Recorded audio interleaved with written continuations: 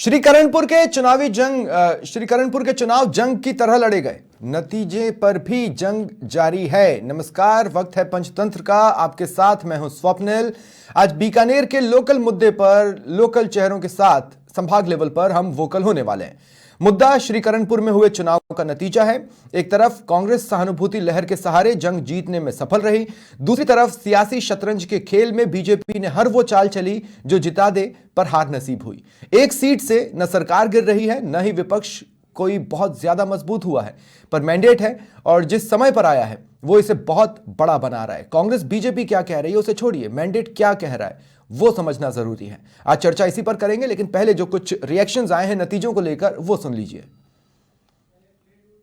जनता ने यह बता दिया कि सरकार मंत्री बना सकती है आदर्श आचार संहिता का उल्लंघन करके बिना जीते हुए, लेकिन एमएलए नहीं बना सकती। देखिए, कहीं न कहीं सहानुभूति के कारण हो सकता है, इसकी समीक्षा करें।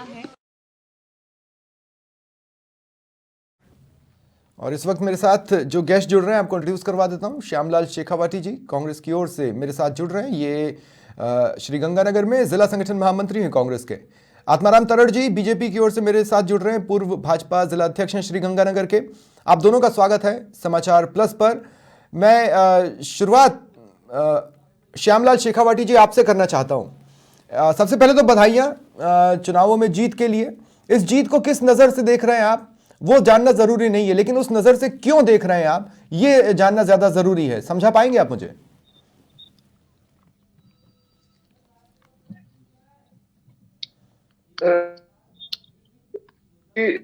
जो कर्ण बहुत ही सूझवान और सुलझा और ये अपने अभिमान की लड़ाई लड़ रहा था, और जो 199 सीटों का चुनाव पहले हो चुके उसको अलग रख के इसकी एक सीट की बात हम करने जा रहे हैं। हाँ। और इस मतदाता ने पहले स्पष्ट तौर पर कह दिया था कि हम आपको अपने दिलों में बड़े ऊंचे स्थान पर रखते हैं। ये जो चुनाव है को बीजेपी के चाहे मुख्यमंत्री आए हो, चाहे प्रदेश अध्यक्ष आए हो, चाहे उप मुख्यमंत्री आए हो, चाहे कितने बड़े बड़े नेता आए हो, मतदाताओं के मन में जो गुरमीत सिंह जी की छवि थी उस छवि को बिल्कुल भी कमजोर नहीं कर पाए।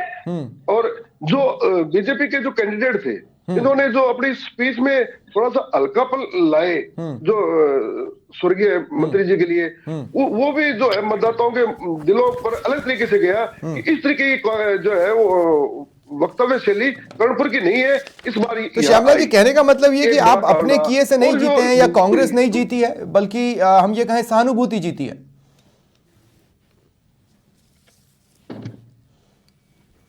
ना श्यामलाल जी? बिल्कुल सहानुभूति सर, स्वप्निल सर, ऐसा है स्वीकार करने में कहीं कोई दिक्कत। सहानुभूति या सर्वोपरि थी, सहानुभूति सर्वोपरि जो हमारा नौजवान। तो फिर सहानुभूति से आप लोग जीते, आप इसे फिर कांग्रेस के लिए इतना बड़ा क्यों मान रहे हैं? ये कांग्रेस की जीत थोड़ी ना हुई, ये तो सहानुभूति की जीत हुई। फिर इसे इतना बड़ा क्यों माना जा रहा है कि पीसीसी चीफ एक बड़ा सा बयान जारी करें, अशोक गहलोत जी ट्वीट करें, सचिन पायलट जी ट्वीट करें? सर ऐसा है कि अब मेरे साथ रवि बिश्नोई भी मेरे जुड़ चुके हैं और संजय सेठी जी वरिष्ठ पत्रकार हैं, वो भी जुड़ चुके हैं। नामों को एक बार आप करेक्ट कर लें। बहरहाल मैं तरड़ साहब आपके पास आ रहा हूं। तरड़ साहब, इतना जोर लगाया पर कुछ भी काम ना आया, क्या कारण हो सकता है? देखिए, ये बात नहीं कह सकते काम नहीं आया। पिछली बार इस सीट पर हमें 44,000 के लगभग वोट मिले थे। अब की बार हमारे कैंडिडेट को लगभग 40,000 वोट प्लस हुए हैं। लेकिन सहानुभूति एक बड़ा मुद्दा है। जिस तरह शेखावटी जी ने खुद कहा, यहाँ कांग्रेस नहीं जीती, गुरमीत सिंह कुंदर की सहानुभूति जीती है। गुरमीत सिंह जी खुद की पत्नी 80 या 75 साल की महिला जब झोली फैला के घूम रही थी, आंखों में आंसू उनके बेटे के आ रहे थे, तो एक स्वाभाविक प्रतिक्रिया होती है। हमारे चाहे सरदार था, सुधानगढ़ था पहले, लेकिन बड़ी अजीब सी बात है, लेकिन बड़ी अजीब सी बात है, आम आदमी पार्टी के खाते में जितने वोट गए वो ना कांग्रेस के खाते में गए ना आपके खाते में गए। लेकिन आप अगर वोटों की संख्या देखेंगे तो इतनी बड़ी संख्या में लोगों के लिए आप ऑप्शन थे ही नहीं। नहीं, जनता हमें पसंद कर रही थी, ऐसी कोई बात नहीं, लेकिन सहानुभूति के सामने वो मुद्दे सब पीछे चले गए।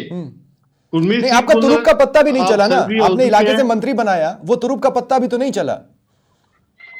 देखिए, मंत्री बनाना हमारा काम था, लेकिन जनता में जब सहानुभूति की बात हो, वो गुरमीत सिंह कुंदर की 30 साल की राजनीति थी, लोगों ने कहा उनको श्रद्धांजलि।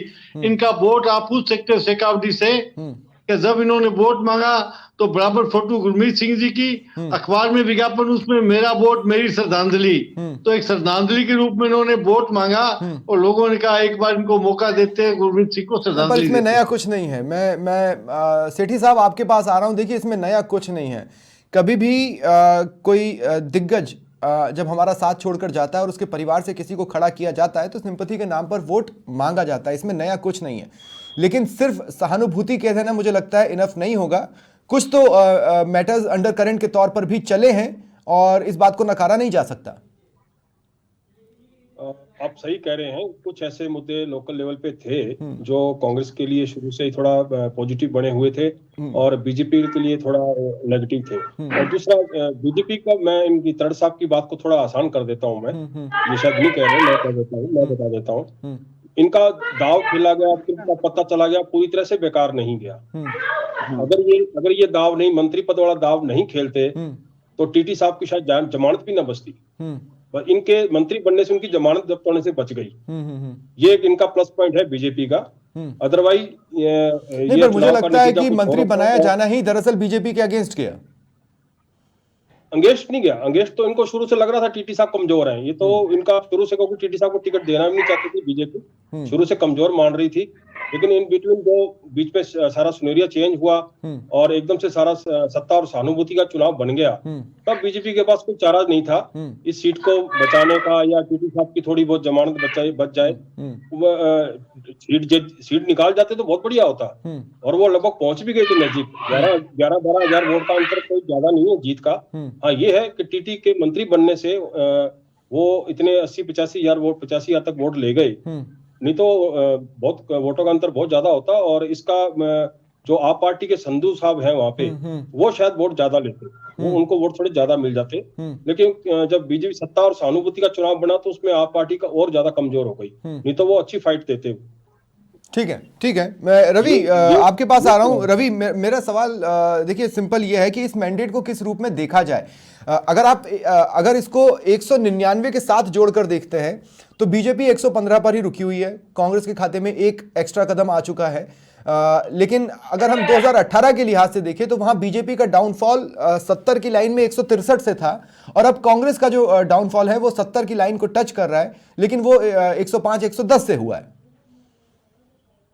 बिल्कुल। देखिए, इतनी बड़ी हार कांग्रेस की नहीं हुई जितनी 2018 में भाजपा की हुई थी। इस बात में तो कोई दौरा नहीं है, आंकड़ों का खेल ऐसा ही बता रहा है। रही बात श्री करणपुर की, देखिए स्वप्निल, हमारी पहले भी चर्चा जब हुई, सेठी साहब सही कह रहे हैं, मेरे मित्र हैं, अच्छे पत्रकार हैं, अच्छे सोशलिस्ट हैं। इनका ये कहना था कि सुरेंद्र पाल सिंह टीटी भाजपा की पहली पसंद नहीं थे। पिछली बार भी हमारी चर्चा का यही विषय था, और पृथ्वीपाल संधू जो है वो कहीं न कहीं भाजपा की टिकट मांग रहे थे, परंतु हुआ विपरीत। भारतीय जनता पार्टी ने हिचकते हुए सही टीटी को अपना कैंडिडेट बनाया, और बाद में सरकार जो भजनलाल सरकार बनी, अति उत्साह के भीतर इन्हें मंत्री पद से नवाज दिया। परंतु यहाँ दो फैक्टर काम कर गए। पहला फैक्टर सहानुभूति, निश्चित रूप से देखिए ट्रेंड रहा है। आप इसका एग्जांपल नोखा में देख सकते हैं, जिस तरह से रामेश्वर डूडी अस्वस्थ हुए, परंतु उनकी धर्मपत्नी को वहां पर जीत मिली। और बीकानेर जिले की 7 विधानसभा सीटों में से 6 भाजपा जीती, परंतु एक सहानुभूति के चलते नोखा जो है वो कहीं न कहीं कांग्रेस के खाते में चलेगी। ऐसा ही कुछ सिस्टम यहाँ श्री कर्णपुर में रहा है। इस बात में कोई दौराय नहीं है कि सहानुभूति की यहाँ पर जीत हुई है। एक शब्द पर मैं काउंटर करूंगा रवि, आपने कहा अति उत्साह में मंत्री बनाया। मैं कह रहा हूं ऐसा नहीं है। देखिए, अगर किसी दुकान में कोई सामान नहीं बिक रहा हो तो पहले उसकी प्राइस में कमी लाई जाती है, फिर उसको और भी ऑफर्स के साथ लपेटा जाता है, और उसके बाद कोशिश की जाती है कि उसे बेचा जाए। मुझे लगता है ये सब कुछ सोची समझी रणनीति के तहत हुआ। ये बात अलग है कि वो काम नहीं आया।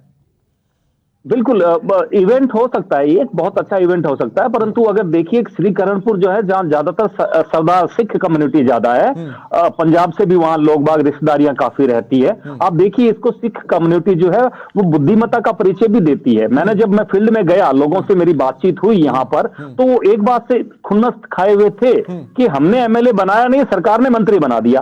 अब ये तो एक देखो, गांव में, ग्रामीण परिवेश में कहीं न कहीं ये बातें काफी महत्व रखती है। और इन्हीं बातों के आधार पर, हालांकि एक मैं और बता देता हूं, रुपिंदर सिंह चुनाव जीत चुके हैं, परंतु रुपिंदर सिंह की वो इमेज नहीं है जो गुरमीत कुन्नर की थी। गुरमीत कुन्नर से लोग ज्यादा खुश थे, भले ही 10 में से 9 उनसे खुश थे, तो इनसे 7 ही खुश है। ये एक अलग वजह हो सकती थी, भाजपा इसको भुना नहीं पाई। परंतु कहीं न कहीं श्री करणपुर का मिजाज जो हमेशा अब तक सत्ता के साथ रहा है, देखिए ये चुनाव जो है सत्ता बनने के बाद में हुआ है, परंतु यहाँ मिजाज दिखा दिया श्री करणपुर की जनता ने। एमएलए जो है वो खुद अपनी मर्जी से बनाया है, और मंत्री, अभी कुछ देर पहले सोशल मीडिया पे खूब चल रहा था कि मंत्री जो है वो सरकार बना सकती है, पर एमएलए जो है वो जनता बनाएगी। ऐसा ही कुछ श्री करणपुर में रहा है। देखिए, प्रतिपाल संधू दोनों ही पार्टियों की पसंद थी। श्यामलाल जी, मैं आपसे समझना चाहूंगा, मैं श्यामलाल जी आपसे समझना चाहूंगा, मुझे आप थोड़ा सा समझाने की कोशिश कीजिए कि सहानुभूति लहर तो ठीक है, उसके लिहाज से तो आपकी जीत लगभग पक्की मानी ही जा रही थी। बीजेपी ने भी अपनी तरफ से पूरी पुरजोर कोशिश की, लेकिन होता यह है ना कि अगर ये कांग्रेस की जीत होती तो जितना बड़े बड़े बोल कांग्रेस के लीडर्स आज बोल रहे हैं, खासकर बीजेपी को लेकर, उस पर मोहर लगती। जब आप लोग खुद स्वीकार करेंगे कि अगर ये सहानुभूति की जीत है, तो ये सिर्फ एक महज जीत है जिसका इतना बड़ा खाका नहीं बनाया जा सकता जितना कांग्रेस बनाने की कोशिश कर रही है। देखिए सर, स्वप्निल सर, ऐसा है कि ये जो हमारी विधानसभा है ये बहुत बड़े भूभाग में फैली हुई है। तो इसका जो पश्चिमी भाग है वहां सबसे पहले अशोक जी ने, डोटासरा जी ने मीटिंग करके उस एरिया को कवर किया। और जो इसका पूर्वी भाग है वहां सचिन जी ने एक रोड शो करके उस एरिया को कवर किया। और उत्तर दक्षिण के भाग में बड़ी सभाएं करके डोटासरा जी ने ये जो है वो फाइनल ठप्पा लगा दिया। इतनी सहानुभूति के बाद भी ये सीट आपके लिए इतना जीने मरने का सवाल क्यों थी? सर, हमें सहानुभूति के रूप में एक शानदार स्पीड मिली, और उसके ऊपर जीत का ठप्पा हमारे रूबी कुन्नर जो है वो एकदम नौजवान युवा कैंडिडेट है। अभी सम्मानीय रवि जी कह रहे थे कि अनुभव उतना नहीं है बड़े कुन्नर साहब जितना। उम्र का अभी उम्र का लिया जाए, जब वो अभी पहली बार चुनाव जीत के विधानसभा में जाके सीखेंगे, विधानसभा के अंदर बैठ के सीखेंगे, तो आप देखना कि इतना बड़ा लीडर कांग्रेस पार्टी ने और मतदाताओं ने चुन लिया है। निश्चित तौर पर कह रहा हूँ, सच्चाई कह रहा हूँ मैं आपको, बहुत बहुत शानदार लीडर मिला है। और ये जीत, मेरा ये कहना है कि कुन्नर साहब के नाम पर अगर वोट मांगने थे तो वो आप किसी भी चेहरे के साथ मांग सकते थे। मैसेज ये तो नहीं गया ना कि एक कार्यकर्ता को बढ़ाकर आपने विधायक तक पहुंचाया है। मेरा सवाल ये है, आप इस बात को समझने की कोशिश कीजिए। मैं ये कह रहा हूं कि अगर बीजेपी पर हम मोरल ग्राउंड पर सवाल पूछ रहे हैं, तो कांग्रेस से भी तो मोरल ग्राउंड पर सवाल पूछेंगे ना कि आपने सीधे दिवंगत कुन्नर साहब के नाम पर वोट मांगे और उसी के नाम पर पोस्टर्स छपवा लिए। सर, ऐसा है, इसको आप दो भागों में नहीं बांट सकते, क्योंकि पहले टिकट परम सर कुन्नर साहब को मिली और चलते चुनाव में उनका निधन हो गया। पूरे राष्ट्र का चुनाव हो रहा है, तो चलते चुनाव में एक सीट का चुनाव रुका, इसलिए इसको हम अलग अलग से नहीं ले पाएंगे। हाँ, अगर मान लो 2-3 साल के बाद चुनाव हो, फिर तो अपने कह सकते हैं कि साहब आपके नेता तो दिवंगत 2 साल पहले हुए, आप वोट मांग रहे हैं। यहाँ ऐसा नहीं है। सेम टाइम है, अब देखिए, वोट किस आधार पर मांगे जाएंगे, पार्टियों का स्व विवेक होता है। सेठी साहब कुछ जोड़ना चाह रहे हैं, उसके बाद मैं तरड़ साहब के पास जाऊंगा। सेठी साहब, क्या कह रहे हैं आप? मैं यहाँ थोड़ा और थोड़ा बता दूं कि ठीक है, रूबी यहाँ युवा है, जीत गए हैं। ये इस जीत पे कहीं ना कहीं उनके पिताजी की छत्र छाया रही है। ये बिल्कुल उनकी छत्र छाया में चुनाव लड़ा गया, चाहे वो दिवंगत हो गए हैं, उनके नाम पे चुनाव लड़ा गया, उनके नाम पे सहानुभूति भी मिली। तो देखा जाए तो ये रूबी की एक तरह से व्यक्तिगत कोई उपलब्धि वाली जीत नहीं है, ना कांग्रेस की कोई योजनाओं का और कोई लाभ मिला है। सहानुभूति उनके पिता के निधन की मिली है। अगला चुनाव जो होगा वो रूबी के लिए बहुत बड़ी कसौटी होगा। उस चुनाव से परखा जाएगा कि उन्होंने कितना अपना जमीनी तौर पे काम किया, अपनी पकड़ बनाई है, उससे उनको आंका जाएगा राजनीतिक लेवल पे। हाँ, लेकिन अब मसला क्या है? अब मसला ये है कि तरड़ साहब, मैं आपके पास आ रहा हूं। अब हर कोई ये पूछ रहा है कि टीटी साहब का क्या होगा। अगर उन्हें मंत्री बनाया जाना इतना जरूरी था, तो क्या किसी अन्य क्षेत्र से, किसी बीजेपी विधायक से इस्तीफा दिलवाकर उनको वहां से चुनाव लड़वाने का मादा पार्टी दिखाएगी? क्योंकि वो तो बहुत जरूरी है मंत्री के तौर पर, और टाइमिंग भी रुक नहीं सकता था। तो अब सवाल तो यही है कि टीटी साहब का क्या होगा?